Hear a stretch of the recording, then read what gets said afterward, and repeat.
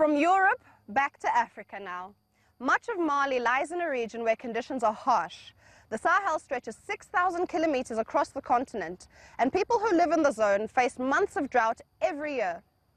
Meteorologists say there could be more rainfall there in future, but so far, farmers in Mali have experienced quite the opposite. Lengthier dry periods, water shortages, meager harvests. How are people there dealing with the challenges? Shwane Keita has all but lost hope. Once again, her well has run dry, forcing her to watch in despair as her mango trees wither. It's a similar scene all over Gonikoro, the village she's lived in since she was a child.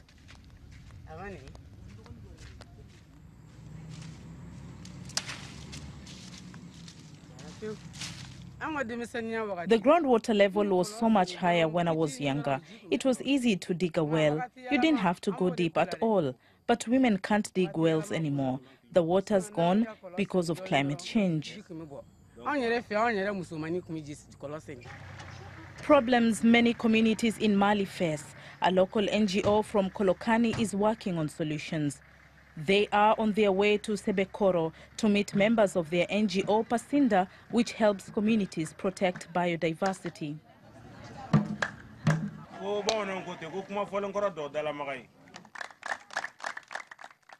We promised to come back. Here we are. 5 months ago, members of the NGO helped the local women to plant a vegetable garden in the village. They've come back to see how it's doing. The women fought long and hard to tap into the system that supplies water to a nearby hospital. The vegetable garden has been designed to adapt to climate change. This year, it hardly rained. When it did, it came late and didn't last long. They couldn't plant any grains, and there were no peanuts either. Without the vegetable garden, people would be stuck at home with nothing to do, and they'd go hungry.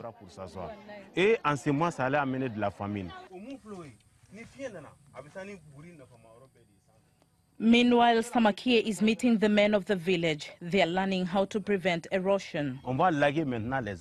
We are going to prune the trees now. If we leave just one branch, we'll have enough shade and it will continue to produce fruit. And crucially, it will continue to deliver moisture into the earth.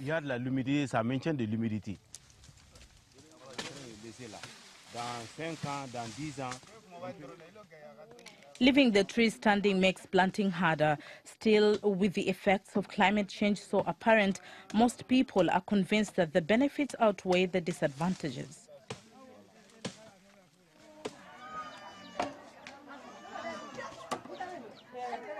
There's never any shortage of firewood. Masu and other women are now managing to survive off what they grow. The vegetable garden provides them with a healthy diet and an income. Mosu wants to crack down on people who fell trees for charcoal. We spend so much time talking to people. I think anyone caught cutting down trees should be fined. We need the wood for cooking, but a few branches are enough for that.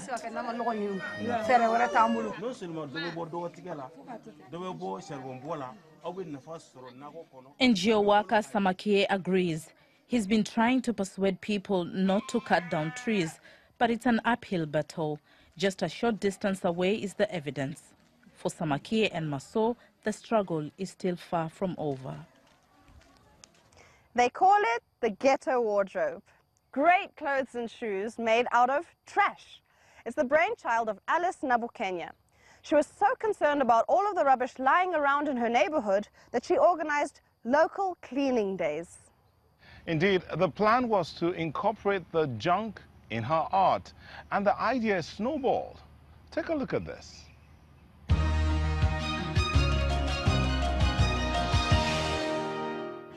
They are eye-catching and stylish.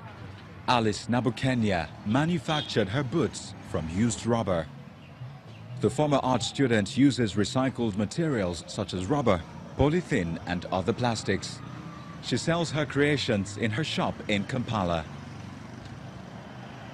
Word of her label, Ghetto Wardrobe, spread fast, and it's selling well. I decided to simplify my art into small things that are used in our day-to-day lives. And right now I'm using fashion as a way of communication. Fashion is my voice, because people in the slums and everyone actually in Uganda and outside Uganda loves fashion. Alice organizes regular cleanup days with her friends. The 26-year-old lives in Kamokia, a slum in Kampala. Although there has been an official ban on polythene bags for 3 years in Uganda, it still hasn't properly taken effect. Alice and her friends always find a lot of bags during the cleanup, which she then recycles in her artwork. Right from when our judges used to do the general cleaning, Bulungi Bwansi, they used to do this voluntary work and they could burn the material. But as an artist, I don't support that because it causes pollution. Once again, they managed to collect a lot of plastic. According to the Kampala City Council, around 50% of plastic waste is collected every year for reuse. The other half is just dumped in public spaces, damaging water and soil fertility. Once in a while, the young artist visits her old university. Alice developed the idea of tackling plastic pollution while studying industrial design. And 7 years later, it is still being taught to other students. So in this context, we are looking at equipping them with skills.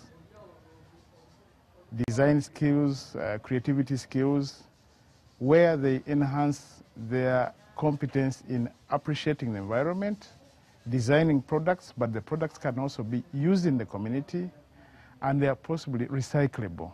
Last year, Alice began teaching young people in the slums where plastic pollution is a serious concern. Catherine Nangobi is one of the over 200 people who have been trained here at Alice's center. When I looked at an educated woman like Alice collecting plastics and using it for something useful, I wondered why someone who has never gone to school like me shouldn't also be working with used plastics. I want to see even other people conserving the environment. Recycling is conservation. You know, there are so many wastes that are dumped in the... I can't do it alone. We can't do it when we are 20 people. We can't do it. Even 100, we can't. It's just an open thing that we can train more people like 1,000 and we conserve the environment very well.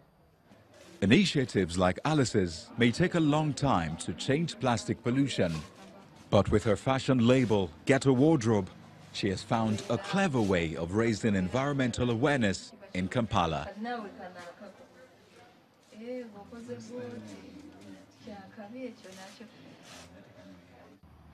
Wow. Could you have imagined that such beautiful things could come from plastic waste? Well, that's it for this week's edition of the show. I hope you enjoyed it. My name is Neota Igbe, and goodbye from the Lufasi Park in Lagos, Nigeria. If you want to find out more, take a closer look at our website or visit us on social media. You can see the information on the screen. Goodbye from Johannesburg, and see you next time.